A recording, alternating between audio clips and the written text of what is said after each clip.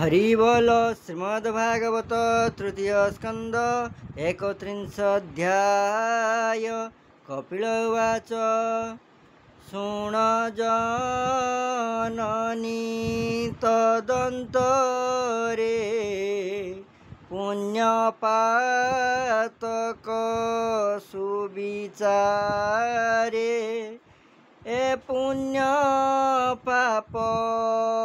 अनुसारे मनुष्य देह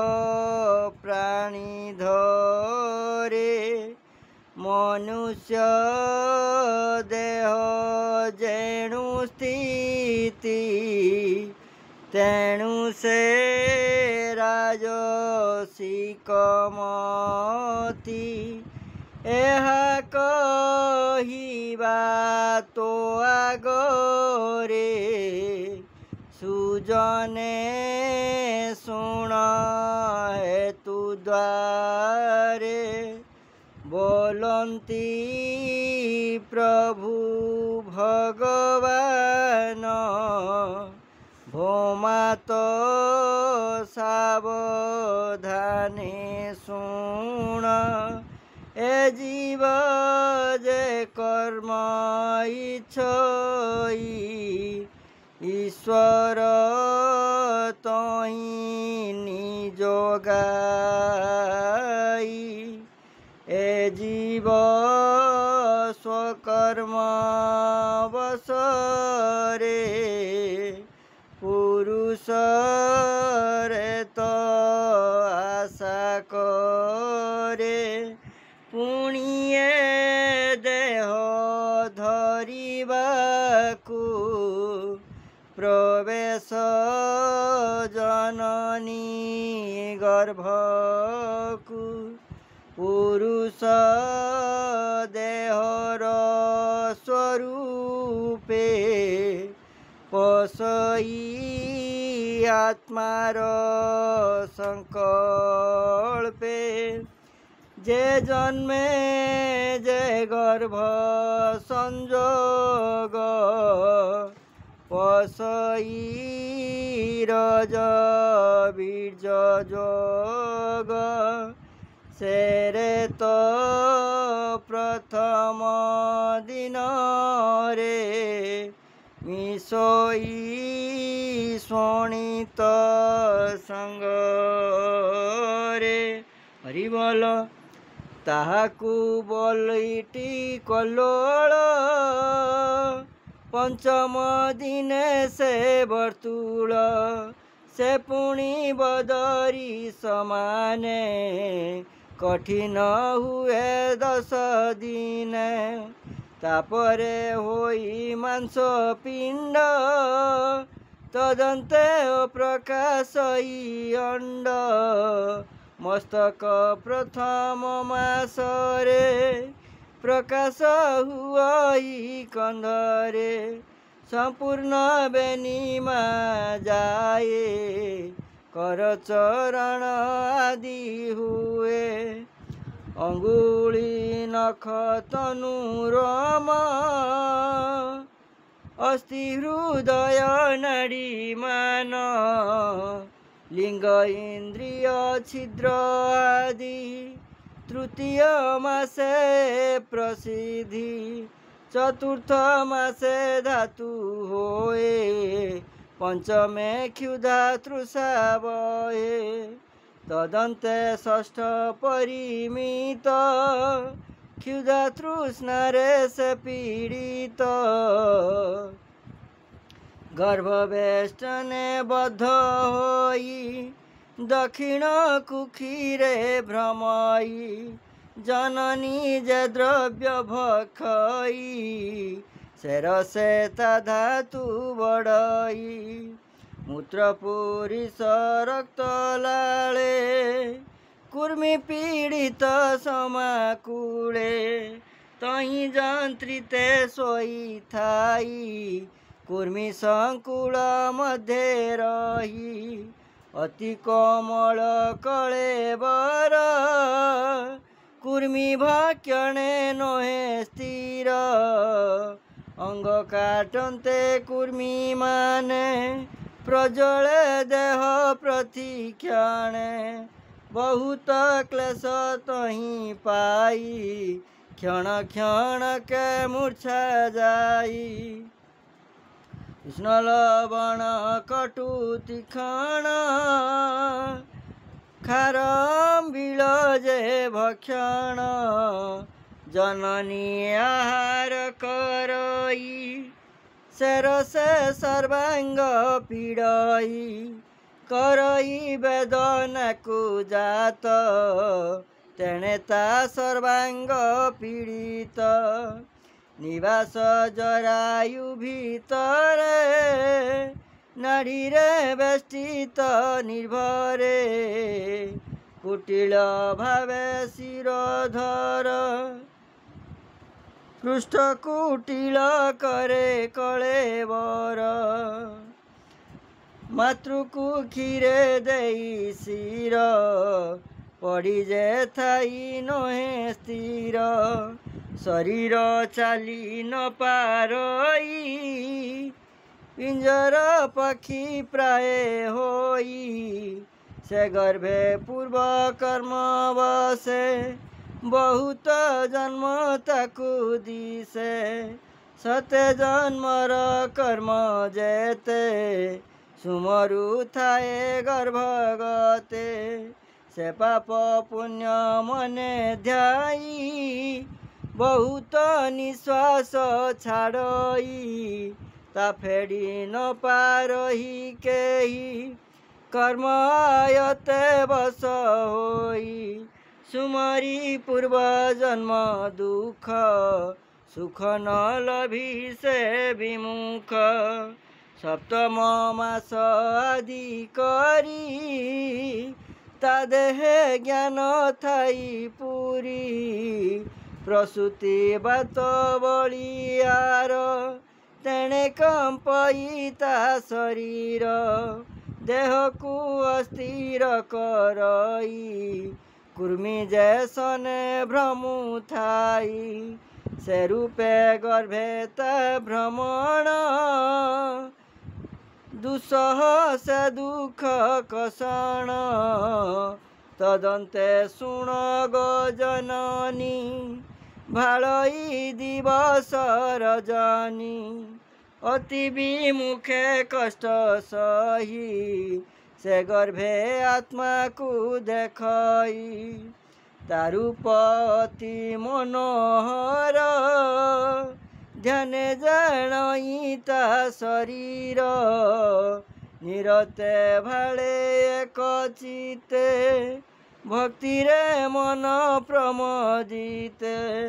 सप्त धातुरे बद्ध होई अंजलि करीण पार्थई भये विचारई मनर केमंते एथु हेबी पार एथु निस्तार म केमंते आतंके चिंतई निरते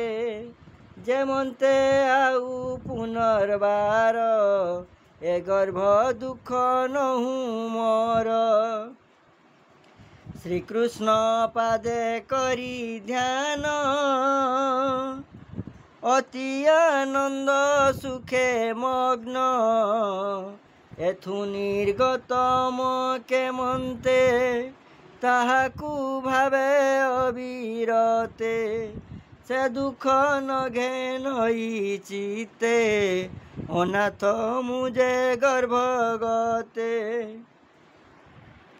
वेदना जाऊअछि जेते एथु धरनाथ मते ए दुख जेमंते नहिब एमंत कृपा मते हेब ए रूपे व्याकुले कसणे स्तुति करई अनुक्षणे हरिबोल जीववाच तू नाथ पूर्ण ज्ञानमये आत्मा स्वरूपे वसुदे सकल हृदये प्रकाश गगने जन्ने रवित्रास एबे प्रणमु तोर पये भोनाथ कर मते सुदये ए गर्भवास दुख मते जेमन्ते न लागे जगते हरिबल निर्लेप निरंजन तुही तरूप न जानती केही तो पाद न भजिली मुही अशेष गर्भे देह बही तेणु सकल गर्भवास जन्मिण पुणी जाई नाश तू एबे मते दया कर ए गर्भ संकटु धर ए महागर्भर कषण एथु धर नारायण ए गर्भु होइले निस्तार तोर चरणे चक्रधर मु पापी भजिबि निरते ए दुख न लभी जेमन्ते भोनाथ तोर चरण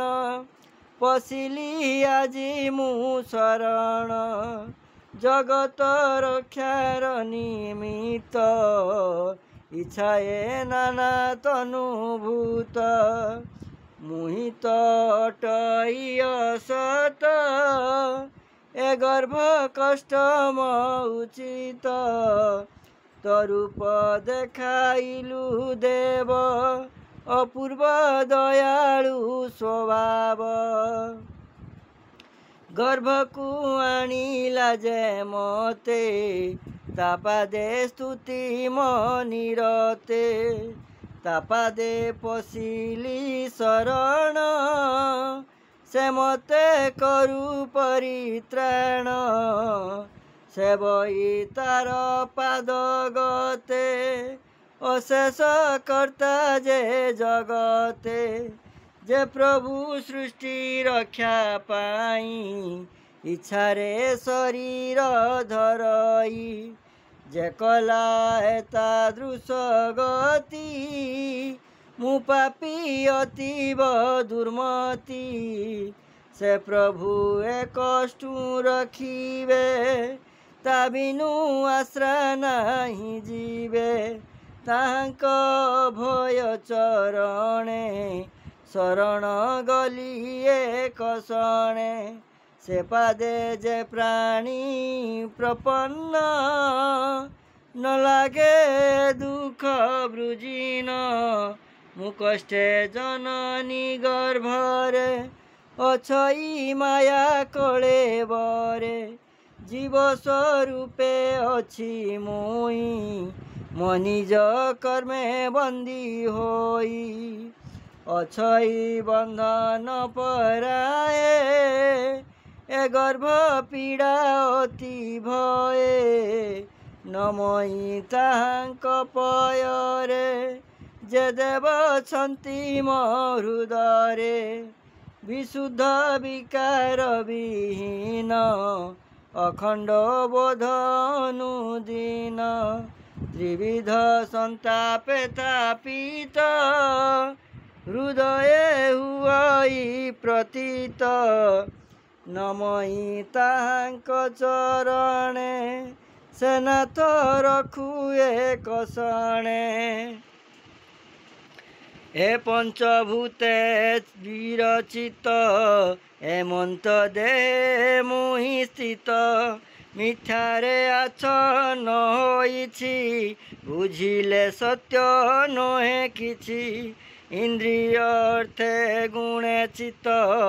एथे मु बद्ध विरत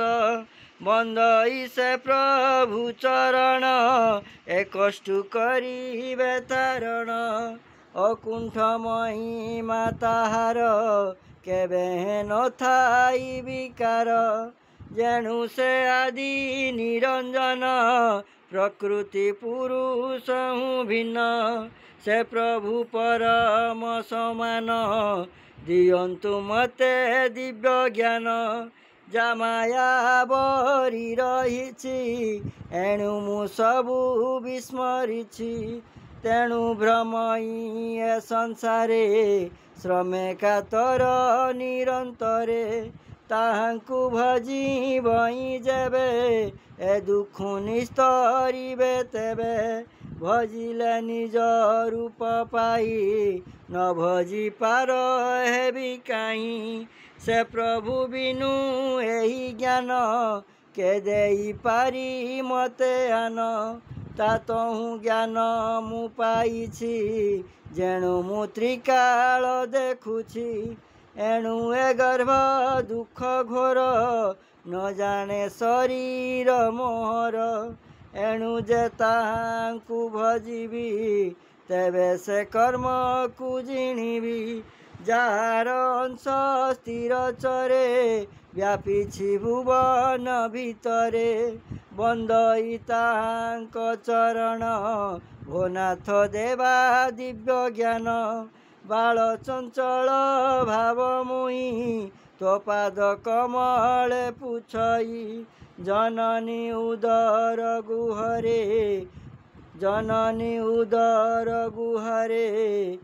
पुरी समुद्रादि कुपरे अवसे तही मु पड़िछि जठर अग्नि दहु अछि तहु बाहर हेबा पाई सभये मास गणु छई केबे से करिबे बाहर से प्रभु कृपा पारावार जे कले तादृश गति लभिली दिव्य ज्ञानमती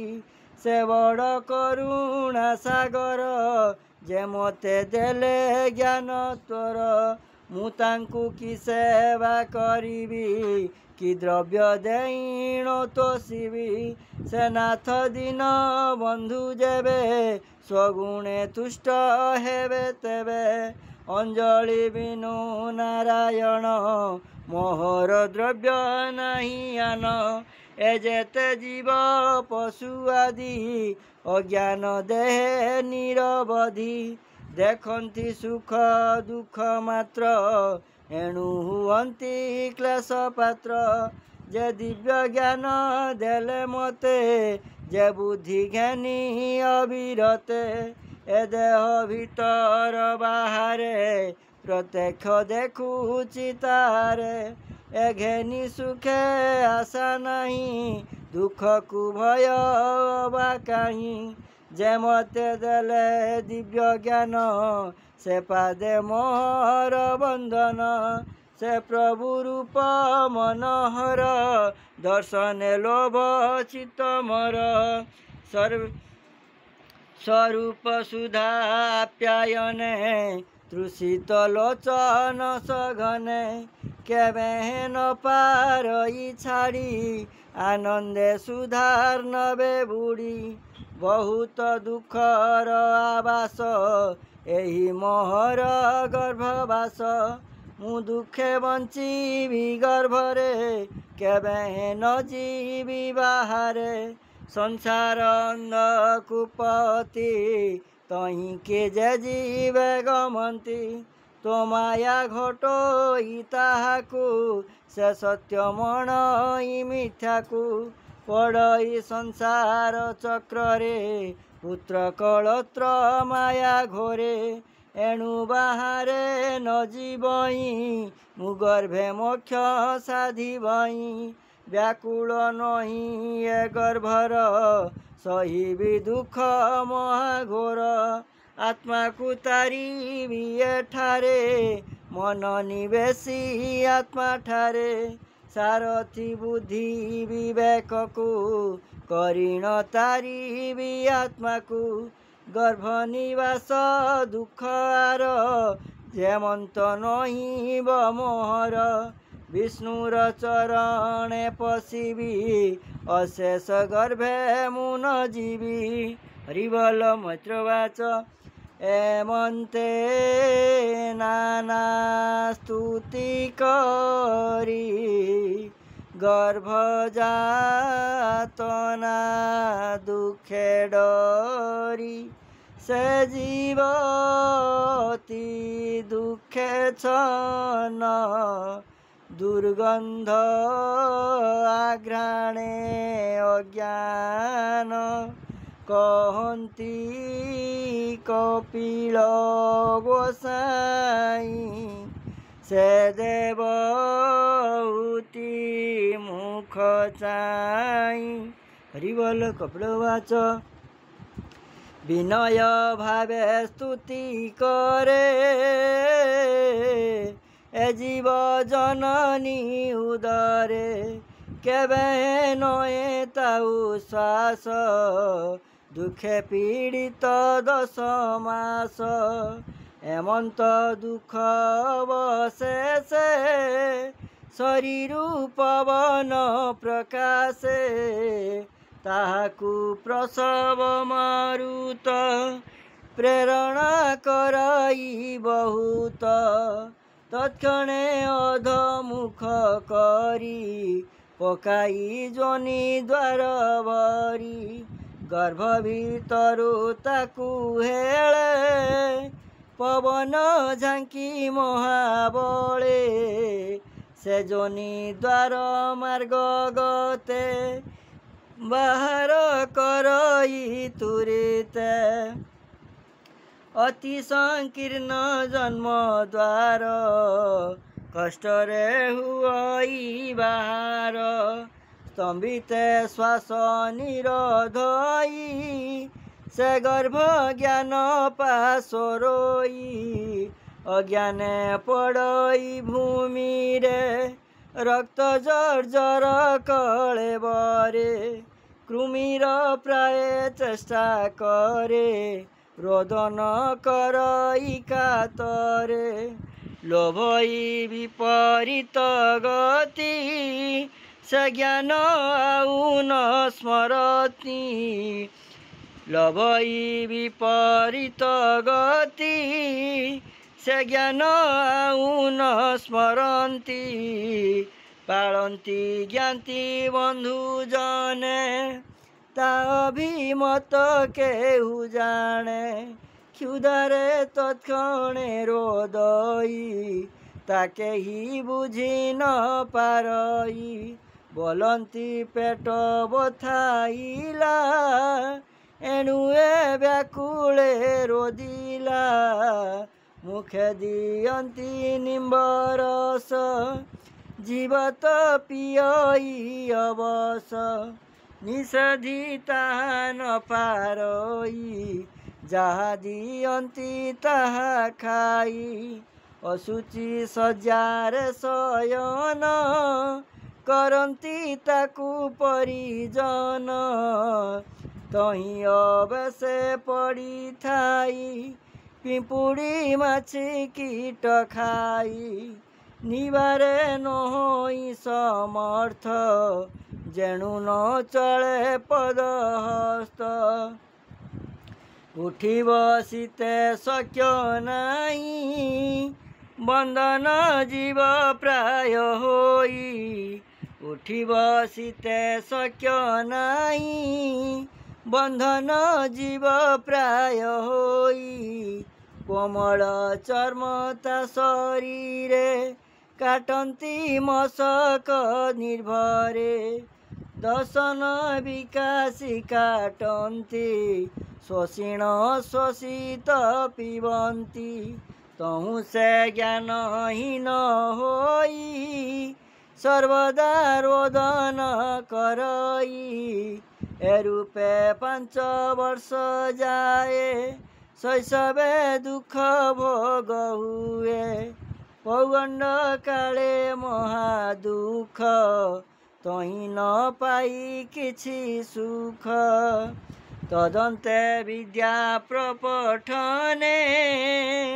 भये तरस्त प्रतिदिन मरणु से दुख मरणु से दुख बड़ई निर्भय स्थाने पशे जाई हेमंते जीव लोभे क्लेश न पाई ज्ञान उपदेश यौवनावस्था प्रवेश तही पीड़ित काम बाण मने कल्पित जाकरई से जेबे आसी न घटई हरि बोल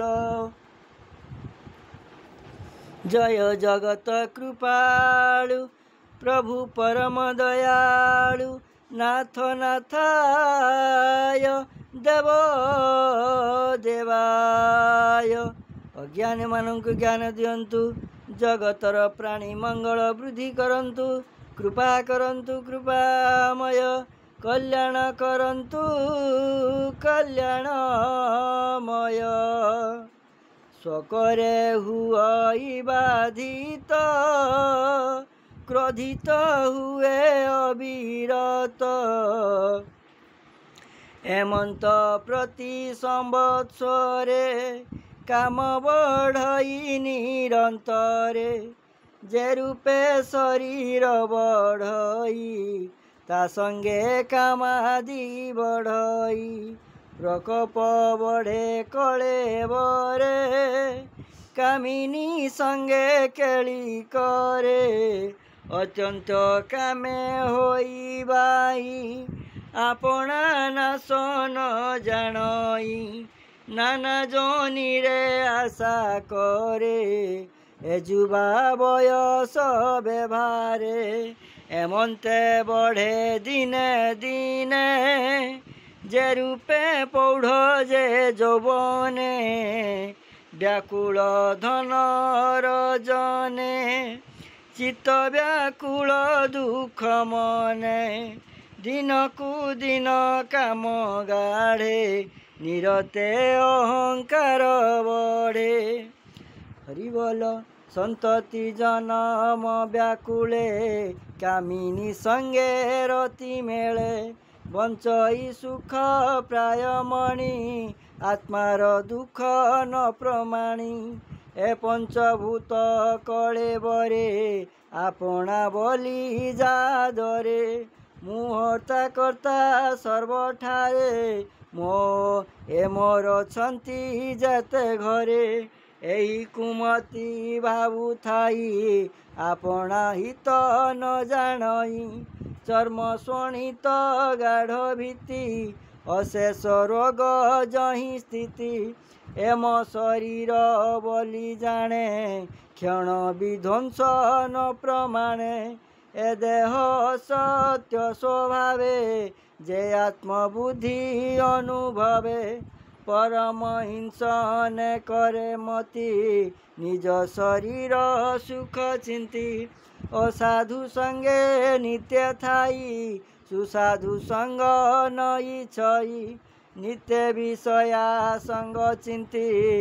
एजेन भले आत्मगति आहार श्रृंगार इच्छई निवेद नित्य मन देई तार विश्वास नित्य मजे जिह्वा इंद्रिय रसे मजे भजई विषय तरंग केवे नहे साधु संग आत्मा को न करे विचार एणु ए दुख महाघोर जे देहे नाना क्लेश देई कर्म करई तार पाई जे कर्मे बद्ध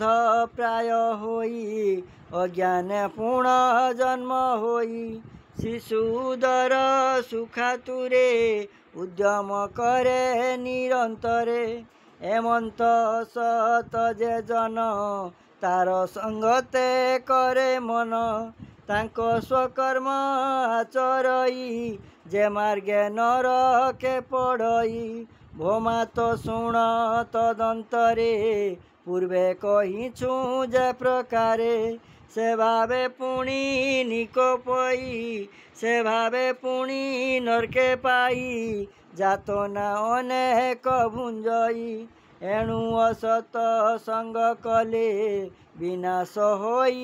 ଅବହେଳେ ଅସତ ସଙ୍ଗ ସତ୍ୟନାଶେ ଶୌଚ ତପନ ପ୍ରକାଶେ ମୌନ ବ୍ରତା ଦିନ ରହେ ବୁଦ୍ଧି ବିବେକ ହୁନ୍ତି କ୍ଷୟେ ଲଜ୍ଜା ଛାଡ଼ଇ କାନ୍ତି ଯଶ କ୍ଷମା ଦିଅ ଯଶ ବିନାଶ ବିନାଶ ହୁଅନ୍ତି ସମଦମ ଐଶ୍ୱର୍ଯ୍ୟ ହୁଏ ଉପଶମ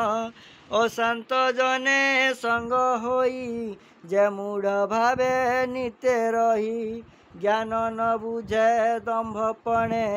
ମିଥ୍ୟା ଭାଷଇ ଅନୁକ୍ଷଣେ ଯେ ଦେହେ ଆତ୍ମବୁଦ୍ଧି କରେ ସାଧୁ ଜନଙ୍କୁ ନ ଆଦରେ ବୋଲଇ ମତ ହୁଁ ଅପରେ କେ ଭାଗ୍ୟବନ୍ତ ଏ ସଂସାରେ ମୁଁ ଧର୍ମ ଜାଣଇ ସକଳ ଏଣୁ ପୂଜିତ ଏ ଶୟଳ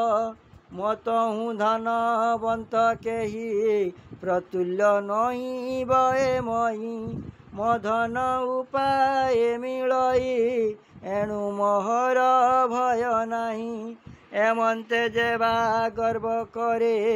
ଦେହାନ୍ତେ ନରକେ ସଞ୍ଚରେ ହୁଅନ୍ତି ନାରୀଙ୍କ ଅଧୀନ ଖେଳିବା ହରିଣ ଯେସନ ଏମନ୍ତ ସଙ୍ଗ ନ କରିବ ଯେବେ ସୌଭାଗ୍ୟ ଇଚ୍ଛା ଥିବ ଆବର ଶୁଣି ଆବର ଶୁଣସି ଗୋମାଏ ଯେମନ୍ତେ ପ୍ରାଣୀ ନାଶ ପାଏ ଯେଣୁ ଯୁବତୀ ସଙ୍ଗେ ମନ ପ୍ରାଣୀର ହୋଏ ନିବନ୍ଧନ ଏମନ୍ତ ଅନ୍ୟ ସଙ୍ଗ ନାହିଁ ଏଣୁ ଯୁବତୀ ସଙ୍ଗୀ ନହିଁ ତାହାଙ୍କ ସଙ୍ଗୀ ଯେତେ ଜନ ସେ ସଙ୍ଗ ନ କରିବ ମନ ସେ ସର୍ବେ ମୋହିତ କରନ୍ତି ସେ ସଙ୍ଗେ ପ୍ରାଣୀ ନାଶ ଯାନ୍ତି ପୂର୍ବେ ବିଧାତା କନ୍ୟା ଚାହିଁ ତା ରୂପ ଦେଖି ବନ୍ଦୀ ହୋଇ ସେ କନ୍ୟା ପିତାର ଅଜ୍ଞାନେ ପଳାଇ ଗଲା ଘୋର ବନେ ହରିଣୀ ରୂପ ସେ ଧଇଲା ଛଦ୍ରମେ ବନସ୍ତେ ପଶିଲା ବିଧାତା ତା ଗତି ବିଚାରି ସେହି ହରିଣ ରୂପ ଧରି ଲଜ୍ଜା ଛାଡ଼ିଲେ ବେଦ ବ୍ରହ୍ମା ନାରୀଙ୍କ ଏମନ୍ତ ମହିମା ଏଣୁ କେତା ମୁଖୁ ତରିବ ଜହିଁ ମୋହିତ ବ୍ରହ୍ମା ଶିବ ସେ ସଙ୍ଗ ଛାଡ଼ିବ ଯତନେ ଶ୍ରେୟକୁ ବାଞ୍ଛା ଥିଲେ ମନେ ସେ ବ୍ରହ୍ମା ଯାହାକୁ ସର୍ଜିଲା ତା ହେତୁ ଆପେ ମୋହ ଗଲା ସେ ସଙ୍ଗ ଯେତେ ପ୍ରାଣୀ କଲେ ଦେବ ମାୟାରେ ମୋହ ଗଲେ ଏମନ୍ତ କେହୁ ପ୍ରାଣୀ ଅଛି ନାରୀ ମାୟାରେ ନ ପଡ଼ିଛି ବିନା ସେ ପ୍ରଭୁ ଭଗବାନ ନାରୀଙ୍କି ନ ଜିଣିଲେ ଆନ ଦେଖ ମୋ ଯୋଗ ମାୟା ବଳ ଯୁବତୀ ସ୍ୱରୂପେ ପ୍ରବଳ ସେ ଯାକୁ ଅପାଙ୍ଗେଇ ଛଇ ସେ ପ୍ରାଣୀ ପଡ଼ି ମୋହ ଯାଇ ଦିଗ ବିଜୟୀ ଯେବେ ହୁଅନ୍ତି ତଥାପି ନାରୀ ବସେ ଥାନ୍ତି ସେବନ୍ତୀ ନାରୀଙ୍କ ପୟର ଏମନ୍ତ ମାୟା ବଳ ମୋର ଯେ ମୋକ୍ଷ ସାଧନ ଇଚ୍ଛିବ ସେ ନାରୀ ସଙ୍ଗ ନ କରିବ ସେ ବିଣ ସାଧୁ ସୁଜ୍ଞ ଜନ ଲଭି ଯେ ଥାଇ ଆତ୍ମଜ୍ଞାନ ଏମନ୍ତ ଯୋଗୀ ସେବା ହୁଅନ୍ତି ତାହାଙ୍କୁ ଯୁବତୀ ନାଶନ୍ତି ନାରୀ ଅଜ୍ଞାନ ତମ ଦ୍ୱାର ଯୋଗୀ ଛାଡ଼ିବେ ସଙ୍ଗ ତାର କେବଳ ମାୟାରେ ଯୁବତୀ ନିର୍ମାଣ କଲା ପ୍ରଜାପତି ସେ ସେବା କରିବାର ଛଳେ ପାଶକୁ ଆସୁଥାଇ ବଳେ କପଟେ ବିନୟ ବଚନ କହିବ ଧୋଇ ପ୍ରାଣୀ ମନ ବ୍ୟାଧ ଯେସନେ ଛନ୍ଦ କରି ଜୀବ ବିନାଶେ ପାଶେ ଭରି ତେସନ ନାରୀଙ୍କ ବଚନ ବିଶ୍ୱାସୀ ହରେ ପ୍ରାଣୀ ମନ ତୃଣ ଆଚ୍ଛନ୍ନ କୂପେ ଥାଇ ପ୍ରାଣୀ ବିନାଶେ ଚିତ୍ତେ ଧ୍ୟାଇ ନିଶି ଦିବସେ କୂପ ଦ୍ୱାରେ ଜାଗ୍ରତେ ରହେ ନିରନ୍ତରେ ସେ ପଥେ ଯେ ପ୍ରାଣୀ ଗମନ୍ତି ସେ କୂପେ ପଡ଼ି ନାଶ ଯାନ୍ତି ସେ କୂପ ଅତି ତମ ଘର ଦେଖି ଭ୍ରମନ୍ତି ସୁର ନର ତାହାର ଅନ୍ତ ପାର ନାହିଁ ଗଭୀର କେ ପାରିବ କହି ଯହିଁ ଅଶେଷ ଉଦୟସ୍ଥ ପ୍ରାଣୀ ନ ଜାଣେ ତାର ତତ୍ତ୍ୱ ସେ କୂପେ ପ୍ରାଣୀ ସୁଖ ଭରେ ପଡ଼ି ବୃକ୍ଷାଦି ଯେବେ ଧରେ ସେ ସର୍ବେ ଉପଡ଼ନ୍ତି ସେ କୂପେ ପଡ଼ି ନ ବର୍ତ୍ତନ୍ତି ସେ ସର୍ବେ ଉପୁଡ଼ି ପଡ଼ନ୍ତି ସେ କୂପେ ପଡ଼ି ନ ବର୍ତ୍ତନ୍ତି ବୃକ୍ଷାଦି ଉପଲକ୍ଷ ଯେତେ ଧର୍ମାଦି ପୁଣ୍ୟ ଏ ସମସ୍ତେ ସେ କୂପ ପୁଣ୍ୟ ବିନାଶିନୀ ନିର୍ମିତ କଲେ ପଦ୍ମଜ୍ୱନି ସେ ଜ୍ଞାନ ମାର୍ଗ ଆଚ୍ଛାଦୟୀ ଅଜ୍ଞାନୀ ଜନେ ସୁଖମୟୀ ସେ ସଙ୍ଗେ ପୁଣ୍ୟ କର୍ମ କଲେ ସକଳ ନାଶ ଯାଇ ଭଲେ ଏ ଘେନି କୂପ ମାର୍ଗ ଗତେ ଜ୍ଞାନୀ ନ ଗମେ ଭୟ ଚିତେ ଦୁର୍ଗମ ଦ୍ୱାର କୂପ କହି ତୃଣ ଆଚ୍ଛାଦି ରୂପ ଯହିଁ ଯେବେ ଅଜ୍ଞାନେ ଭ୍ରମେ ଯିବ ତା ମୃତ୍ୟୁ ପ୍ରାୟ ଏକ ଭାବିବ ମୋ ମାୟା ନାରୀ ରୂପ ହୋଇ ପୁରୁଷ ପ୍ରାଣ ବିନାଶଇ ତାହାକୁ ବୋଲେ ମୋ ଯୁବତୀ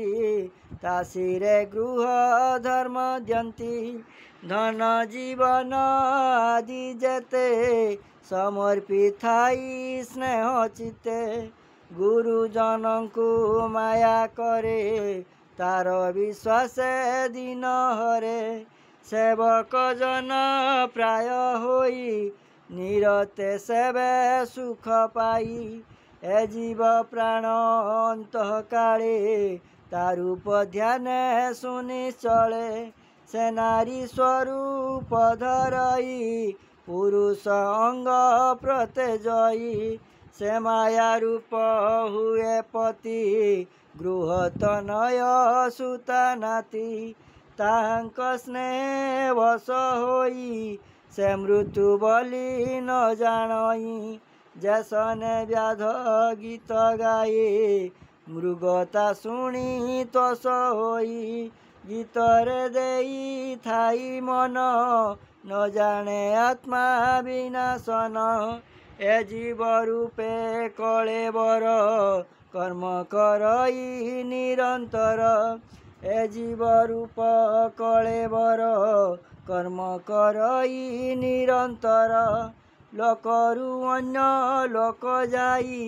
ସଞ୍ଚିତ କର୍ମ ସେ ଭୁଞ୍ଜଇ ସେ କର୍ମ ବସେ ଗତାଗତ କର୍ମ କରଇ ଅବିରତ କର୍ମର ସମାପତ ନାହିଁ ଯେଣୁ ସନ୍ତତ କରଇ ଯେ ସୂକ୍ଷ୍ମ ଲିଙ୍ଗ କଳେବର ସେହିଟି ଉପାଧି ଜୀବର ତୁଳ ଶରୀର ଭୋଗ ସ୍ଥାନ ସେ ପଞ୍ଚଭୂତେ ସୁଗଠନ ଏବେ ନିକଳେବର ଯେବେ କାର୍ଯ୍ୟକୁ କ୍ଷମ ଏ ନହିବେ ଜୀବର ଏହିଟି ମରଣ ଜନ୍ମଟି ଦେହ ଦର୍ଶନ ଏହାକୁ ବୋଲି ମୃତ୍ୟୁ ଜନ୍ମ ମାୟା କରିଛି ଏତେ ଭ୍ରମ ଏଥକୁ ଦୃଷ୍ଟାନ୍ତ କହିବା ଜନ୍ମ ମରଣେ ବୁଝାଇବା नेत्र गोलक जेतेबेले व्याधिरे पीड़ित आकुले देखिते समर्थ नुहई चक्षु ही अयोग्य हुई स्थान इंद्रिय जेबे दुई देखिते समर्थ नुहई एठारे द्रष्टा रूप जीव केमंते रूप से देखिब एही प्रकारे स्थूल देहे कर्म योग्यता जेबे नहे तेबे से लिंग कलेबर करि न पारई व्यापार एहिटी जीवर मरण ए जीव जन्म मृत्युहीन जेबे ता जन्म मृत्यु नाही एबे निभय आउ काहीं मृत्यु को भय न करिब जीवा व्यापार छाड़िब साधु संगते जार चित्त केबे नहे विमोहित एक कथा पूर्व पुण्य गाढ़े आनंदे बड़ई निबिड़े जार पूर्वे तप नाही सुसंग से पाइब काहीं अचेते असाधु संगम मिले अनीति भाव प्रेम जे संगे भक्ति जग मिले जत्न करिब संग मेले भक्ति मिलन्ते मुक्ति भाव भव जलधि तटे नाव से नावे बस दृढ़ करी माया जलधि जने तरी एमंत जीव गति जानी छाड़िब सबु संग पुणी गोविंद पादे देई चित्त जे प्राणी थिब अविरत माया बंधने न पड़िब तेबे से मुक्ति लभिब हरि बोल वैराग्य योगाभ्यास करी बुद्धि विवेक सुविचारी माया रचित ए संसारे स्नेह छाड़िब कलेवरे केवल शरीर रखिब अधिक द्रव्य प्रत्यजीव हरि चरणे करी ध्यान लभिब एहु तत्व ज्ञान हरि चरणे करी ध्यान लभिब एहु तत्व ज्ञान एमंत कही नारायण बंदिले जननी चरण से हरि चरण पंकज सुजन जन नित्य भज तृतीय स्कंदे भागवत कपिल जोग विधि ख्यात हरि कहिले जीव गति शुणी तरिबे मूढ़मती भणई जगन्नाथ दास साधु कहिते ये प्रकाश हरि बोल इति श्रीमद् भागवते महापुराणे परमहंस्यां संहितायां तृतीय स्कंदे कपिलोपाख्याने जीवगति नाम 31 अध्याय।